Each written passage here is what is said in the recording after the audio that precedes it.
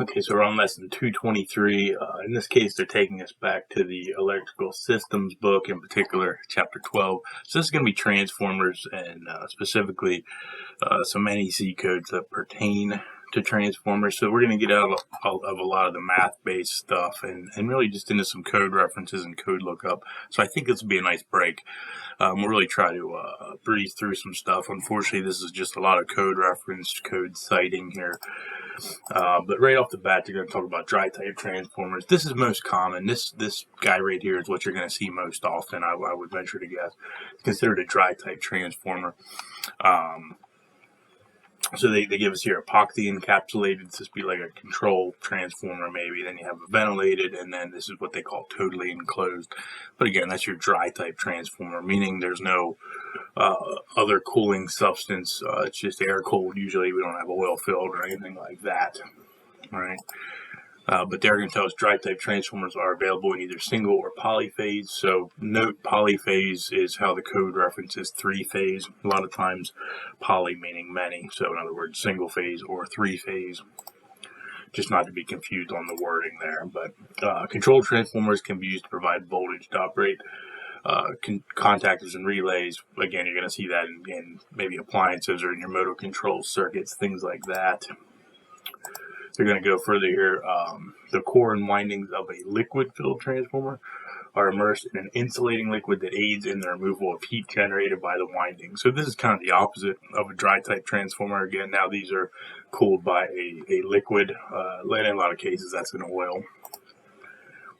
They're going to mention here about auto transformers. If we think back to buck boost transformer, that's exactly what this is. The auto transformer is defined as a single winding transformer that share a common winding between the primary and secondary circuits. And that's exactly what we have here in our buck boost situations. Electrical distribution and control applications require transformers of various types and configurations. And here's a variety. Most commonly, we're going to see the pole type naturally, and then the pad mounted transformers. That's what you're going to see outside of a lot of commercial buildings for your three-phase. And there's a wide variety. We should mention down here too, we have current transformers. If you ever hear of a CT or maybe even a CT cabinet, and you wonder what does CT stand for or what goes in there, this is actually a current transformer. So it actually steps up or down, in most cases steps down current instead of voltage, so that they can more safely meter and read an amperage usually. All transformers are required to be guarded. A variety of codes that are going to go with that, but here we have guarding done by a certain height. Here we have guarding with a fence.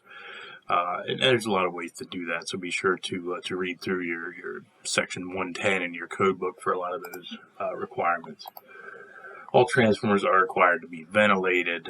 Again, depending on the type of transformer, is going to change the ventilation types. Transformers are permitted to be installed in ceiling spaces, provided adequate ventilation is approved.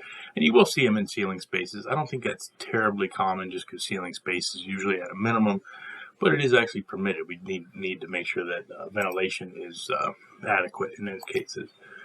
Dry type transformer less than 112.5 kVA installed indoors shall have a minimum of 12 inches clearance from combustible materials.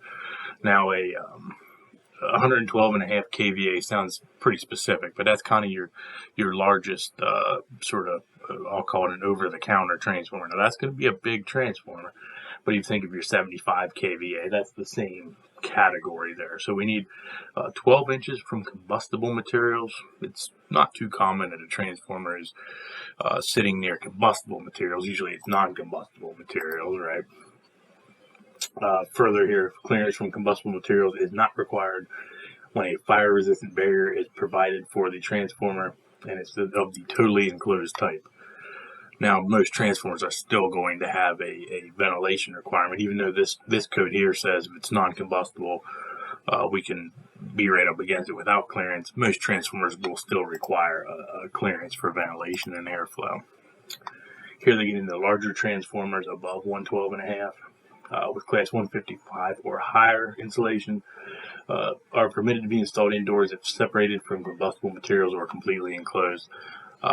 If you guys get into transformers above that, you're probably working on something pretty specialized. That's a big transformer there. Transformers larger than 112.5 installed outdoors shall be located at least 12 inches from combustible materials, once again, unless the transformer has a class 155 or higher insulation system. So here we get a new term, LFLI, stands for less flammable liquid insulated. So we have an LFLI transformer installed indoors. It shall meet one of the three requirements. Condition 1, and you can kind of read through here, but big ones: no combustible materials stored in the area, liquid confinement area provided in case of any liquid spills, and installation per liquid listing. Condition 2, automatic fire extinguishing system. Condition 3, installed per 450. You can check that code out. Again, this gets pretty specific, so I don't want to spend a lot of time on that one. But transformer vaults help to ensure that hazards from explosion or fire are not transmitted to adjacent buildings or structures. And now we're going to get into some various overcurrent protection requirements here coming up. So non-supervised transformers over 1,000 volts shall be protected with primary and secondary overcurrent protection devices, right? So they're going to tell us here, if we take that a little further, non-supervised installations, each transformer shall have a primary and secondary overcurrent protection device in accordance with table 450.3a. So give that table a look. This table is organized around the permissible percentages for fuses and circuit breaker ratings on both the primary and secondary sides and the impedance of the transformer. So again, for your unsupervised over 1,000 volts, you're going to reference 450.3a. Supervised transformers over 1,000 volts shall be provided with a primary overcurrent protection device not exceeding 250% for fuses and 300% for breakers. Keep that one in mind. Jot that figure down. Supervised transformers over 1,000 shall be provided with primary and secondary overcurrent protection devices per 450.3a once again. Transformers less than 1,000 volts shall be provided with primary overcurrent protection devices at not more than 125%. So now we're less than 1,000 volts. Notice we're down to 125% of the rated primary current. And notice that we're not worried about the kVA of the transformer necessarily, but the primary current, right? We have the size overcurrent protection devices on amperage. Transformers are rated in volt amps. Transformers less than 1,000 volts are permitted to be installed without individual primary overcurrent protection devices when the circuit overcurrent protection devices provide this protection. So essentially, your transformer in a lot of cases is fed by a breaker. That is your overcurrent protection device. We don't necessarily need an additional overcurrent protection device ahead of it. The breaker feeding it can most times fulfill that. Certain motor control circuit transformers are permitted to be installed without primary overcurrent protection. That's a little more specific, but these transformers are generally under 50 volt amps and have low or limited primary current rating. So we're talking about a small control transformer there. Transformers under 1,000 volts may be protected by primary and secondary overcurrent protection devices. They're not telling us we can't, so we certainly can do that. Just that in many cases we don't have to, right?